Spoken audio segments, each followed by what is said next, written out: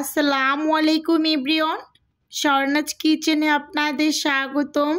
কেমন আছেন সবাই? আশা করি আল্লাহ তাআলার অশেষ রহমতে সবাই খুব ভালো আছেন। আজকে আমি আপনাদের সাথে শেয়ার করব মাত্র 10 মিনিটে প্রেসার কুকারে ঝরঝরে ভুনা খিচুড়ির রেসিপি। চলুন দেখে নিই।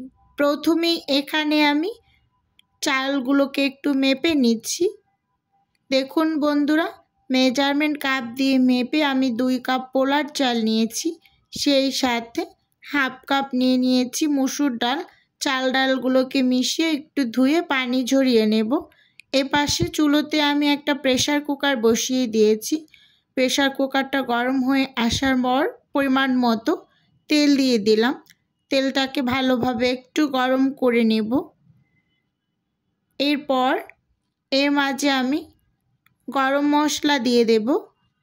প্রথমেই দিয়ে দিচ্ছি 2 টুকরো দারুচিনি, 4টা সবুজ এলাচ, 1টা তেজপাতা, আর দিয়ে দিচ্ছি লবঙ্গ। এখন এগুলোকে আমি 1 মিনিট ধরে একটু ভেজে নেব। দেখুন বন্ধুরা, ভেজে নেওয়া হয়ে গিয়েছে। এখন পেঁয়াজ কুচি দিয়ে দিচ্ছি আর কাঁচামরিচ ফালি দিয়ে দিলাম। আমি একটু বেশি করে কাঁচা মরিচের পরিমাণটা দিয়েছি, কারণ এই কাঁচা মরিচগুলো একটু ঝাল কম, তাই একটু বেশি করেই দিয়ে দিয়েছি।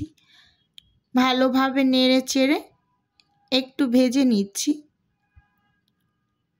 ভেজে নেওয়া হয়ে গেলে এর মাঝে অ্যাড করে দিচ্ছি স্বাদ অনুযায়ী লবণ।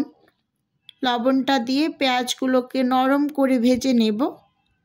আসলে ভুনা খিচুড়ি বৃষ্টি হলে সবাই খুব পছন্দ করে, তাই ঝটপট বানিয়ে নিলাম প্রেসার কুকারের মাঝে ভুনা খিচুড়ি। এটা আমি প্রায় সময় তৈরি করি, সকালে বিশেষ করে নাস্তার জন্য ঝটপট বসিয়ে দেই।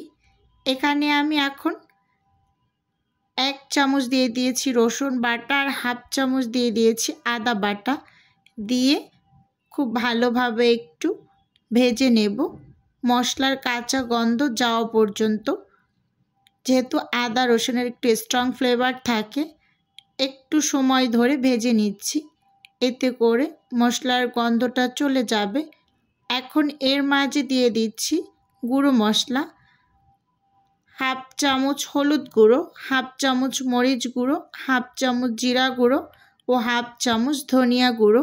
এখানে আমি সামান্য কিছুটা পরিমাণ পানি দিয়ে মশলাগুলোকে এখন একটু কষিয়ে নেব।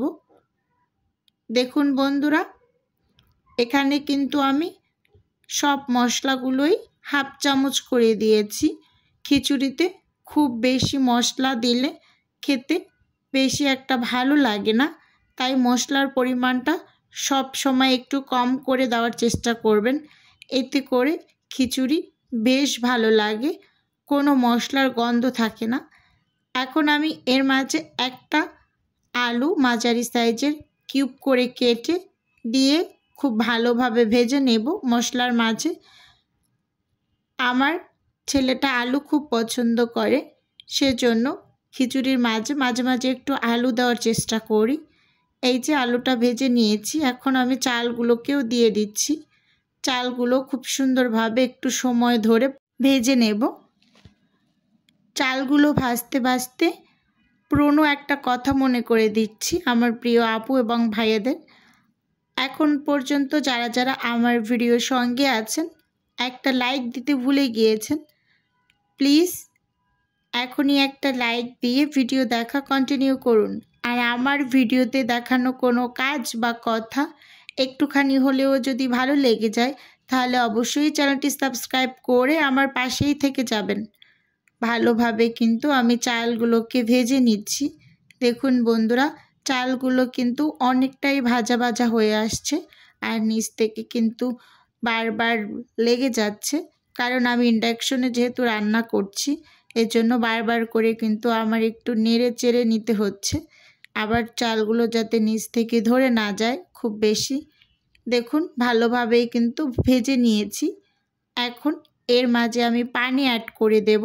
যেহেতু চাল ডাল সহ আমার এখানে প্রায় 2.5 কাপ হয়েছে, তাই আমি ওই মেজারমেন্ট কাপ মেপে 5 কাপ পানি আমি গরম করে নিয়েছি কেটলিতে। সেটা দিয়ে খুব ভালোভাবে নেড়ে চেড়ে নিচ্ছি।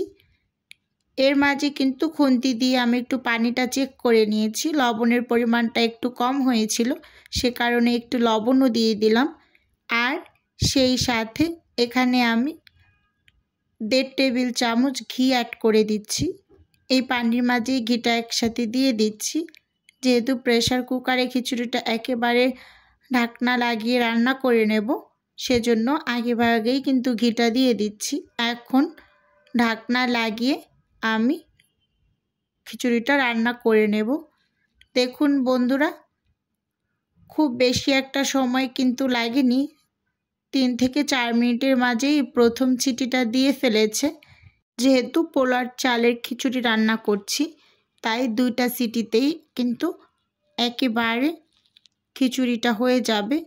আমি সব সময় পোলার চালের খিচুড়ি প্রেসার কুকারে রান্না করলে 2টা সিটি দিয়েই কিন্তু নামিয়ে নিই। এই যে দেখুন বন্ধুরা, 3য় সিটিটা কিন্তু দিয়ে ফেলেছে। এখন আমি চুলো থেকে প্রেসার কুকারটাকে নামিয়ে নেব। তারপর 5 মিনিটের মতো দমে রেখে আপনাদের সাথে শেয়ার করছি। দেখুন এখনও কিন্তু ভিতরে ভাপটা রয়ে গিয়েছে, সেজন্য কিন্তু খুলতে পারছি না। এখন আমি খুন্তি দিয়ে ভাপটাকে একটু বের করে এই যে খুলে নিয়েছি। দেখুন মাশাআল্লাহ, খিচুড়িটা খুবই সুন্দর হয়েছে, একেবারে ঝরঝরে। দেখুন এই খিচুড়িটা খেতে ভীষণ ভালো লাগে। প্রেসার কুকারের খিচুড়িটা একটু অন্যরকম লাগে। আপনারা এভাবে করে খুব কম সময়ে খিচুড়ি বানিয়ে নিতে পারবেন প্রেসার কুকারে। যারা পানির মাপটা সঠিকভাবে পারেন না, তাদের বলছি 1 কাপ চালের জন্য 2 কাপ পানি, 2 কাপ চালের জন্য 4 কাপ পানি। মোট কথা হলো যে পরিমাণ চাল নেবেন তার ডাবল পানি, তাহলেই হয়ে যাবে। আজকের ভিডিও এ পর্যন্তই রাখছি। দেখা হবে নতুন কোনো রেসিপিতে। আল্লাহ হাফেজ।